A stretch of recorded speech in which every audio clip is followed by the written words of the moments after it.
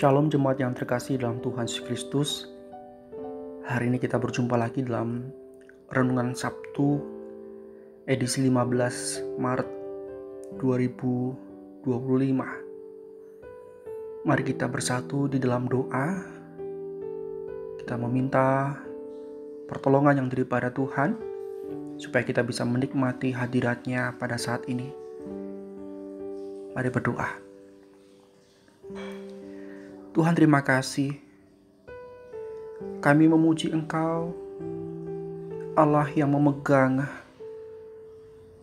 janji kesetiaan-Mu, Allah yang mengerjakan dan mengaryakan keselamatan, penyelamatan atas kami manusia berdosa.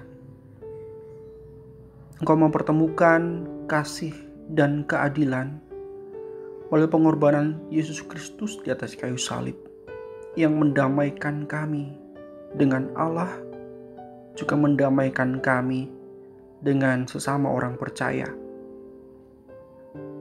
Kami saat ini bersatu hati memohon pertolongan dan juga perkenanan yang daripada Tuhan bahwa di dalam hadirat Allah yang maha hadir itu, kami memohon perkenanan-Mu supaya saat ini kami merasakan hadirat-Mu yang nyata, yang menyentuh hati kami dan yang mengubahkan kehidupan kami.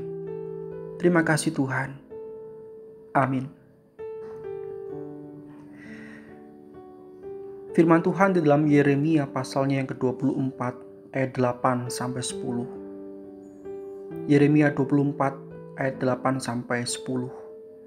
Tetapi seperti buah ara yang jelek itu, yang tak dapat dimakan karena jeleknya, sungguh, beginilah firman Tuhan, demikianlah aku akan memperlakukan Zedekia, Raja Yehuda, beserta para pemukanya, dan sisa-sisa penduduk Yerusalem yang masih tinggal di negeri ini, dan orang-orang yang menetap di negeri Mesir. Aku akan membuat mereka menjadi kengerian bagi segala kerajaan di bumi, menjadi aib dan perumpamaan, menjadi sindiran dan kutuk di segala tempat kemana aku mencerai-beraikan mereka. Dan aku akan mengirimkan perang, kelaparan, dan penyakit sampar ke antara mereka, sampai mereka habis dilenyapkan dari atas tanah yang telah kuberikan kepada mereka dan kepada nenek moyang mereka.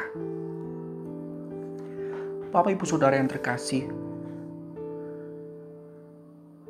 ketika kita melihat atau mengingat akan kisah bangsa Israel atau bangsa Yehuda, mungkin kita pernah atau sering mendengar istilah remnant atau orang sisa, orang yang tersisa. Biasanya ketika Allah menghukum umatnya, Allah akan menyisakan atau menyelamatkan orang-orang yang taat kepadanya. Orang-orang yang tetap memegang kebenaran dan ketaatan mereka, kesetiaan mereka kepada Allah untuk diselamatkan. Sementara para pemberontak kemudian dihukum, dibinasakan. Dan kita bisa mengingat juga bahwa remnant itu biasanya adalah mereka yang tetap tinggal di tanah perjanjian, di tanah yang sudah Tuhan janjikan sejak awal mula ketika bangsa Israel keluar dari Mesir. Tanah yang berlimpah susu dan madu itu, di mana Allah hadir di sana. Namun Bapak Ibu Saudara, kalau kita membaca perikop hari ini secara lengkap dari ayat yang pertama, kita akan melihat bahwa Allah bekerja dengan cara yang berbeda. Ada dua penggambaran di sana. Ini adalah sebuah nubuatan yang disampaikan oleh Nabi Yeremia tentang kerajaan Yehuda yang dihukum oleh Tuhan ke pembuangan. Ada dua penggambaran. Yang pertama adalah tentang dua keranjang buah ara. Keranjang yang pertama itu adalah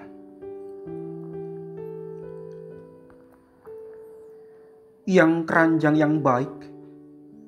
Keranjang yang baik ini menggambarkan adalah mereka yang dibawa ke tempat pembuangan, ke negeri Babel. Mungkin kita membayangkan bahwa keranjang yang baik ini adalah mereka yang akan diselamatkan, mereka yang akan tetap tinggal di tanah perjanjian. Tapi justru mereka yang akan dibuang, mereka yang akan dibawa ke Babel, Bapak Ibu Saudara. Tetapi justru Allah kemudian mengatakan bahwa mereka, orang-orang Yehuda yang dibawa ke Babel itu, yang akan tinggal di tanah pengasingan, tanah penindasan, tanah pembuangan yang tidak mengenakan itu, justru merekalah yang akan diselamatkan oleh Allah. Di ayat yang ke-6, aku akan mengarahkan mataku kepada mereka untuk kebaikan mereka. Aku akan membawa mereka kembali ke negeri ini. Aku akan membangun mereka, menanam mereka.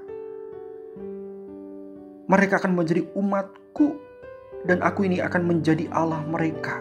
Sebab mereka akan bertobat kepadaku dengan segenap hatinya. Ini satu hal yang tidak terduga, Bapak Ibu Saudara. Justru mereka yang awalnya dihukum kemudian dikasihi oleh Tuhan. Sementara dalam bagian yang kita baca tadi di ayat yang ke-8 sampai ke-10 menggambarkan tentang keranjang buah ara yang jelek, yang bahkan tidak bisa dimakan karena jeleknya. Kita pikir mereka yang akan diselamatkan. Ternyata yang jelek ini justru yang akan dibinasakan oleh Allah. Dan yang dikatakan bahwa mereka ini yang tetap tinggal ya di tanah perjanjian itu, yang tidak taat untuk pergi ke tempat pembuangan. Jadi kalau saya bayangkan orang-orang yang tetap tinggal di tanah perjanjian di wilayah Yehuda ini, mereka kena prank, Bapak Ibu. Kena prank oleh Allah. Sebab mereka mengira, saya tuh tidak dibawa ke Babel. Saya tetap ada di sini. Berarti saya selamat dong. Berarti saya aman. Ternyata di ayat yang ke-8b, dan sisa-sisa penduduk Yerusalem yang masih tinggal di negeri ini, aku akan membuat mereka menjadi kengerian bagi segala kerajaan di bumi, menjadi aib dan perumpamaan, menjadi sindiran dan kutuk dan seterusnya. Kita pun di sini menemukan hal yang tidak terduga. Ternyata yang merasa diri selamat, yang merasa diri, wah ini kesempatan, wah ini satu hal yang baik yang saya terima, wah ternyata saya tidak dihukum. Ternyata merekalah yang binasa. Bapak Ibu Saudara, kita memiliki Allah yang berdaulat. Allah yang mengatur segala sesuatu dan yang menghendaki segala sesuatu sesuai dengan rencana yang Ia rancangkan dalam sejarah keselamatan. Sebab itu kita tidak bisa sebagai umatnya, sebagai anak-anaknya, memiliki pandangan dan penilaian yang terbatas terhadap Allah kita yang tak terbatas itu. Allah tidak bekerja selalu dengan cara yang sama, tapi dengan hal-hal yang tidak terduga. Mungkin apa yang kita anggap sebagai sesuatu yang mencelakakan, merugikan, hal-hal yang membuat kita merasa terbeban, merasa bergumul sedemikian rupa, merasakan sakit, kesakitan, bisa jadi itu adalah kebaikan yang daripada Tuhan. Namun hal-hal yang kita pikir, wah ini kesempatan yang baik, ternyata itu justru mencelakakan kita. Itulah makanya kita perlu memiliki hati yang terbuka kepada Allah. Hati yang terbuka itu adalah hati yang mempersilahkan Allah untuk bekerja leluasa dalam diri kita, menyatakan kehendak-Nya, dan kita berpasrah diri meminta kekuatan supaya kita bisa menangkap kehendak-Nya dan melakukan kehendak-Nya. Kita bisa salah dalam menangkap kehendak Tuhan, Bapak Ibu Saudara. Namun selagi masih ada kesempatan hari esok atau nanti, maka kita dapat memperbaiki atau kembali pada jalan yang benar. Mari kita renungkan kehidupan kita, Bapak Ibu Saudara.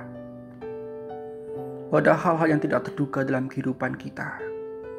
Dan kiranya di tengah-tengah dinamika itu, kita tetap berpaut kepada Allah kita yang berdaulat, yang berkuasa, dan yang mau mengasihi kita, yang memegang tangan kita, yang tidak membiarkan kita berjalan sendirian itu. Kiranya hati kita semakin lapang dan semakin luas, supaya Allah juga semakin leluasa bekerja dan berkarya melalui kita, sehingga kita bisa menjadi berkat bagi sesama kita, saudara kita, bahkan bagi dunia. Tuhan memberkati kita. Amin.